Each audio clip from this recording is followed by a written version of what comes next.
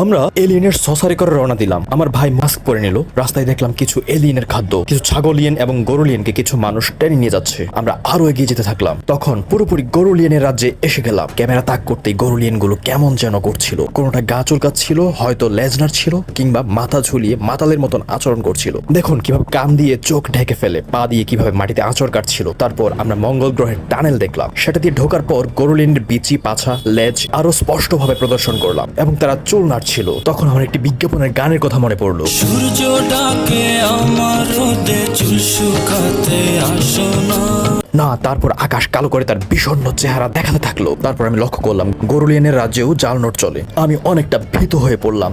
সবকিছু কেমন এলোমেলো লাগছিল। বুঝতে পারলাম যে এটা অশনি সংকেত। আমি এলিয়েনের সসারের একটা রিক্সা ভার্সনে উঠে পড়লাম। এখানে গরুর পাছা স্পষ্ট ছিল। তাই আমরা আবার মধ্যরাত্রে হাজারিবাগের বাজারে চলে গেলাম এবং সেইখানে দেখলাম একটা মসজিদ। দূর থেকে লক্ষ্য করলাম কালো টি শার্ট পরা দুইজন কপতি। তারপর ঘুরতে ঘুরতে আমাদের একটি গরুলিয়ানকে পছন্দ হয়ে গেল এবং গরুলিয়ানের মালিককে আমরা কিছু কাগজ দিলাম। কিছু কাগজ আমার ভাইও গুনতে থাকলো।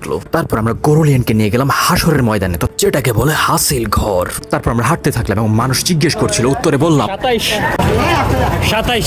আমি অবাক হয়ে যাচ্ছিলাম। পৃথিবীর বাইরের একটি গ্রহেও গরুর এত মূল্য, আর পৃথিবীতে মানুষের মূল্য নেই। আশ্চর্য।